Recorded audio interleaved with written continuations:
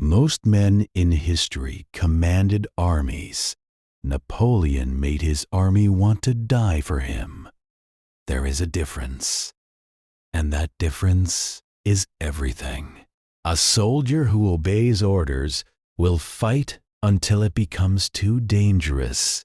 Then he will retreat. Then he will go home. A soldier who believes, truly believes, that the man leading him is something beyond ordinary, something historic, something chosen.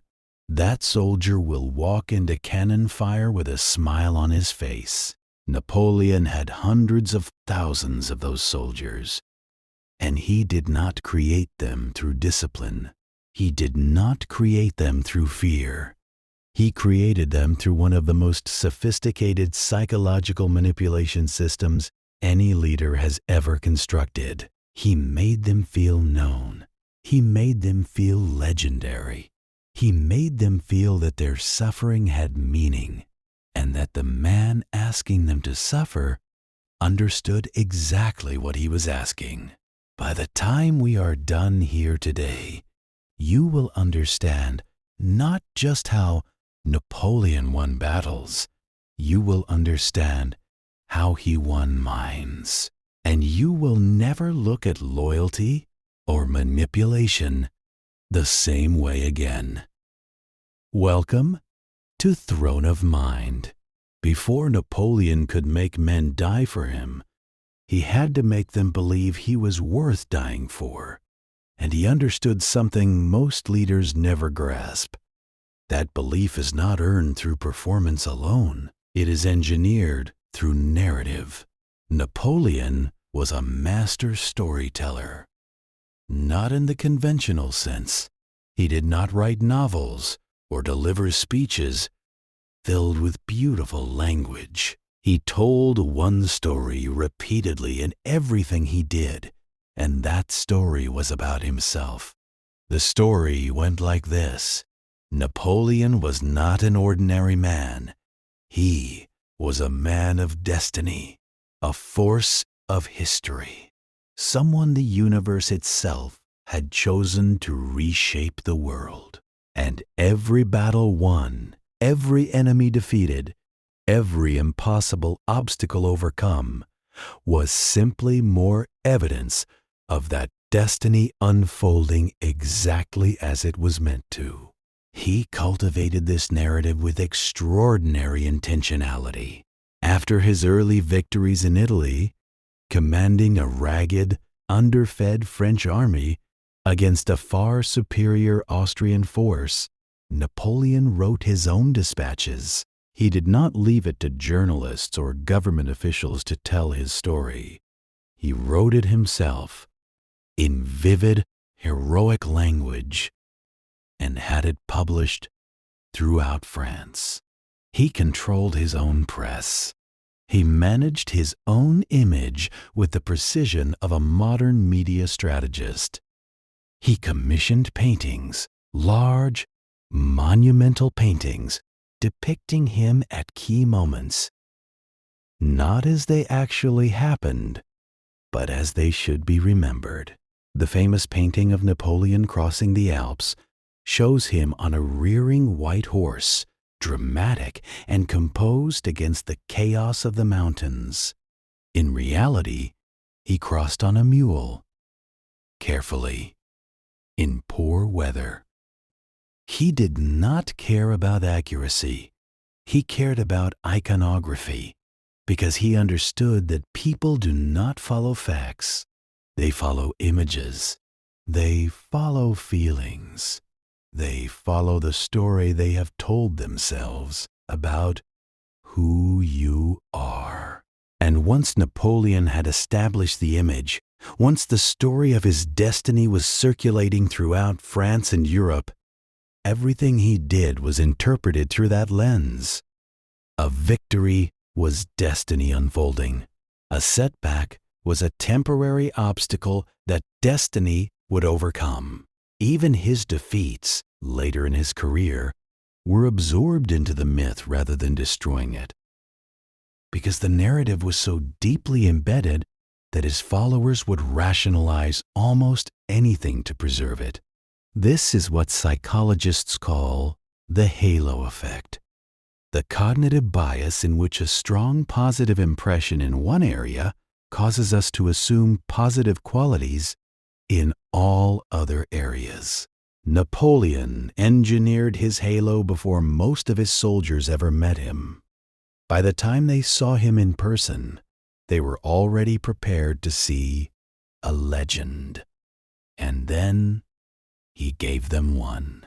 He was 5 feet 6 inches tall, average for his time, despite the myths of his shortness.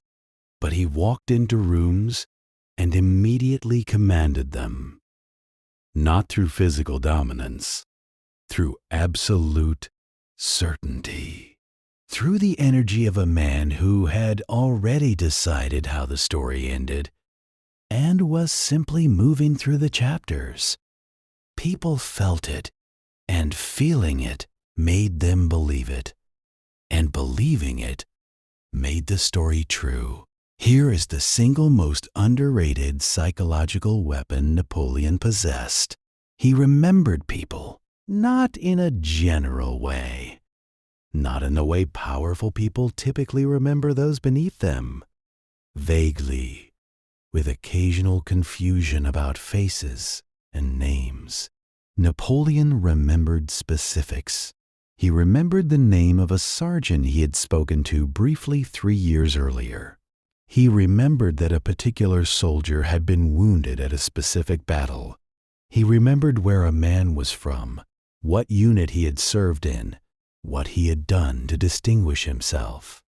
His memory for individuals was extraordinary, and he used it deliberately, strategically, as one of his primary tools of psychological influence. Imagine what it felt like. You are a common soldier. You have fought through brutal campaigns. You have survived things most people at home cannot imagine. You are not a general. You are not an officer. You are one man among hundreds of thousands. And then Napoleon rides past your unit, and he stops, and he looks at you, specifically at you, and he says your name. He says, "I remember you. You were at Rivoli. You held your position when everyone else broke." What happens to that soldier in that moment? He does not just feel proud. He feels seen. He feels that in the vast machinery of war, the greatest man alive noticed him specifically, chose to remember him specifically, and valued what he had done. That feeling does not fade. That feeling becomes the story that soldier tells for the rest of his life. And the next time Napoleon asks something of him, asks him to march further than his body can manage, to fight longer than his courage should allow, to risk death one more time, that soldier says yes, because the man asking him is the man who remembered his name. This is what psychologists call the need for significance, one of the deepest drives in human psychology. We do not just want to survive, we want to matter. We want evidence that our existence registers somewhere in the world. Napoleon gave his soldiers that evidence, directly, personally. He would walk through camps before major battles, not surrounded by guards and ceremony. He would walk among the men. He would sit by their fires. He would ask about their food, their equipment, their families, and then he would reference something specific, something that proved he had actually been listening. His officers noted that after these walks, the mood of the entire army shifted. Men who had been exhausted and demoralized became energized. Men who had been privately questioning the campaign became committed, not because Napoleon had given them better food, or better weapons, because he had given them something more powerful. He had made them feel that they personally mattered to the outcome of history. And here is the darker truth inside that warmth. Napoleon prepared for these walks. He studied records. He asked his officers for names and details before moving through the camps. The intimacy was real in its effect, but it was constructed in its method. He engineered the feeling of being known. He manufactured the experience of being seen. It did not matter. The feeling was real.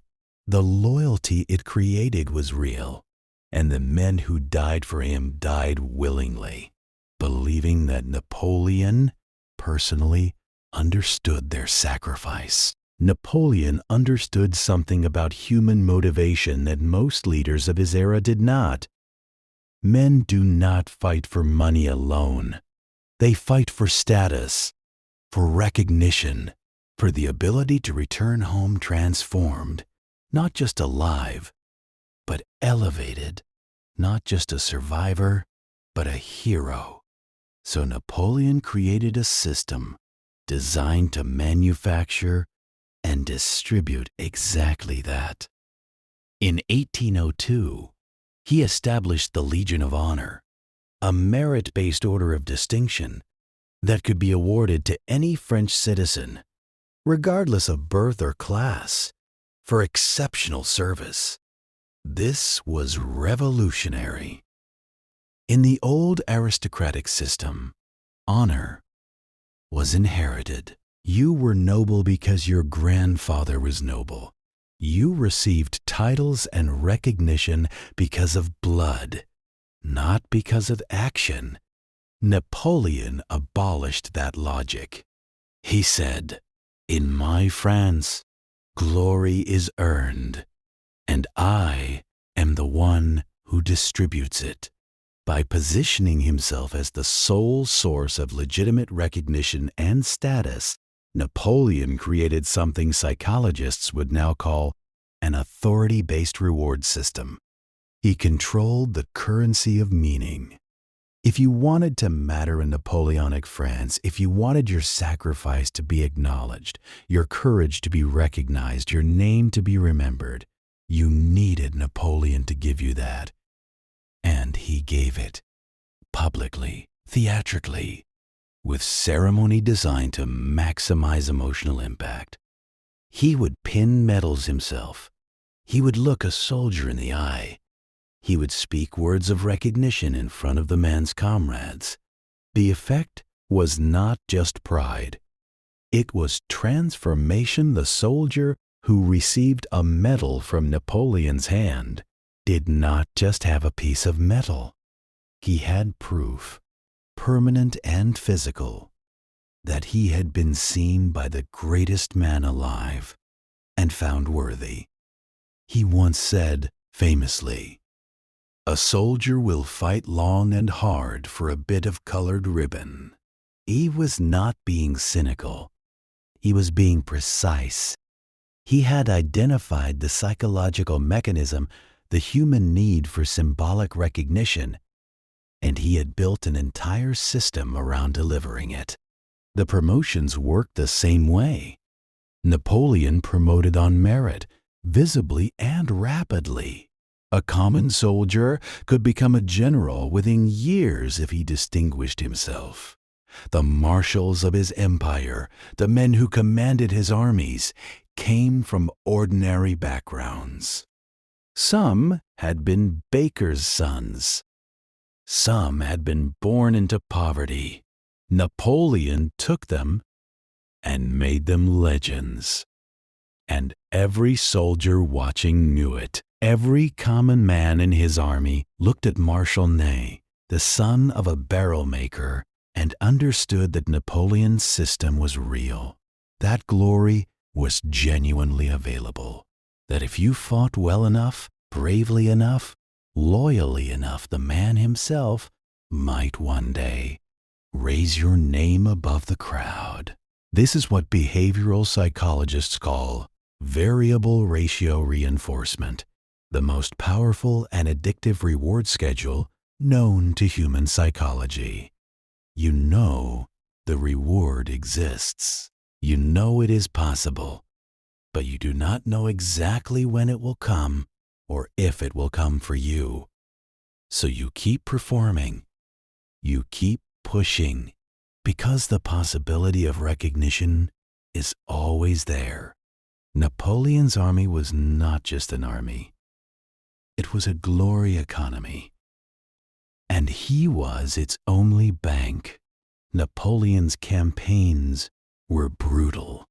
The marches were inhuman, sometimes covering 30 miles a day on foot, in all weather, on inadequate rations. The battles were catastrophic. Men died in numbers that are difficult to comprehend even today. And Napoleon did not hide from this. He did not pretend the suffering was not happening. He did something more psychologically sophisticated. He shared it, or more precisely, he made sure his soldiers believed he was sharing it. He marched with his troops. He slept in camps. He ate the same food. He was present on the battlefield, genuinely present, under fire, visible. At Arcole, he personally carried the regimental flag across a bridge under cannon fire. At Lodi, he manned artillery himself alongside his soldiers. These were not random acts of bravery. They were psychological investments. There is a well-documented psychological phenomenon called the pain-sharing bond. When two people experience suffering together, the bond formed between them is qualitatively different from bonds formed through pleasure or comfort. Shared suffering creates trust at a level that shared success cannot match, because suffering strips away pretense. When you have seen someone endure hardship beside you, you believe you have seen who they really are. Napoleon understood this intuitively, by being present in the suffering, by being visibly, physically, undeniably there alongside his men. He created the impression that he was not commanding them to endure something he would not endure himself, that he was not a distant authority sending men to die from the comfort of a palace, that he was one of them. He was not one of them. He slept in his own command tent. He had access to food and warmth and medical care his soldiers did not. But the impression, carefully cultivated through strategic visibility, was that of a man who shared the burden. His soldiers called him le petit caporal, the little corporal, not emperor, not general, corporal, the lowest rank of leadership. They used it as a term of deep affection, the idea that their emperor was, at heart, one of them, a fighting man, someone who had not forgotten where he came from or what it cost to do what they did. He never corrected them. He encouraged the nickname because it was the most powerful thing anyone had ever called him. The psychology here is ancient and powerful. We are wired, as a species, to trust most deeply those who have suffered alongside us. It is why soldiers form bonds in combat that last a lifetime. It is why people who endure crisis together feel closer than people who have known each other for decades without ever facing hardship. Napoleon inserted himself into that psychological mechanism. He made his presence in the suffering real enough that the bond it created was real. And men who had bonded with him through shared hardship did not just follow orders. They felt personally invested in his success, his victory, was their victory. His defeat was their shame. They were not soldiers fighting for a cause. They were men fighting for someone they felt they knew, someone they believed knew them back. That is an entirely different kind of army, and it is almost impossible to stop. Men can be compelled to march. They cannot be compelled to believe. And Napoleon knew that an army of men who merely marched would never be enough. He needed men who believed, who felt that what they were doing mattered, not just to France, not just to victory, but to history itself. So he gave them a vision, and it was not small. Napoleon did not frame his campaigns as wars of conquest. He framed them as the march of liberty against tyranny, as the extension of the French Revolution's promise: equality, merit, freedom from the old aristocratic order, across a Europe still ruled by kings who had inherited their thrones and cared nothing for the people beneath them. His soldiers were not invaders. They were liberators. They were carrying the future into a world still trapped in the past. They were on the right side of history, and history would remember them. This is what psychologists call purpose alignment, the process of connecting individual action to a meaning that transcends personal survival. Research consistently shows that people will endure far more hardship, take far greater risks, and sustain far higher levels of commitment when they believe their actions serve a purpose larger than themselves. Napoleon gave his soldiers that purpose. He told them they were not just fighting for France. They were fighting for an idea, and ideas do not die when a battle is lost. Ideas require you to get up, keep moving, and fight again. Before major battles, he would ride in front of his troops and speak. His addresses were not long. They were not filled with complicated rhetoric. They were precise, emotionally targeted, and devastating in their effect. Before Austerlitz, perhaps his greatest military victory, he told his soldiers that their position was dangerous, that he would stay away from the firing line, but that if at any moment victory seemed uncertain, they would see their emperor in the front ranks. He told them he would need every man at his post. Then he paused, and his soldiers spontaneously began lighting torches and holding them up. Thousands of fires across the dark camp, cheering his name. He reportedly turned to his officers with tears in his eyes and said, "This is the finest evening of my life." Whether the emotion was genuine or performed is almost beside the point. The soldiers believed it was genuine, and a leader who appears moved by his own people, who seems to feel the weight of their devotion as something precious, inspires a devotion that is almost impossible to break. He understood that vision without emotion is just a plan, and plans do not make men sacrifice their lives. Feelings do. Stories do. The sense that you are standing at a hinge point of history, and that the man beside you and the man in front of you has chosen you to be part of it. Napoleon did not just give his army a mission. He gave them an identity. They were not French conscripts. They were the Grand Army. They were the instrument through which the world would be remade. And they believed it. Because he said it like he believed it first. Here is what Napoleon's psychological genius ultimately produced. 600,000 men marched into Russia in 1812. Fewer than 100,000 came back. The same psychological system that made men willing to die for him. The glory economy, the personal recognition, the shared suffering, the transcendent purpose, also made it almost impossible for anyone close to him to tell him the truth when his judgment failed. Because Napoleon had built a world in which he was the source of all meaning and all recognition.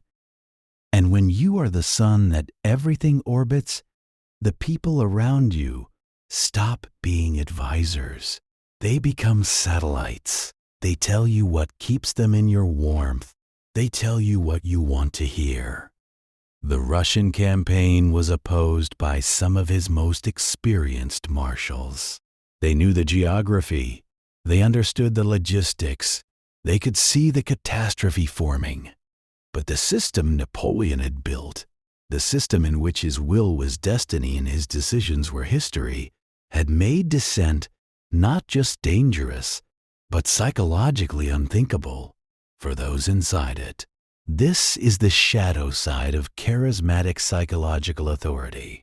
The same tools that build extraordinary loyalty also build extraordinary blindness. When people believe in you completely, they stop being able to see your limits. And if you have used your own narrative to convince yourself as much as them, if you have begun to believe your own mythology, then the blindness becomes mutual. Napoleon, at the end, was fighting the reality that his own psychological system had made it impossible for him to see clearly.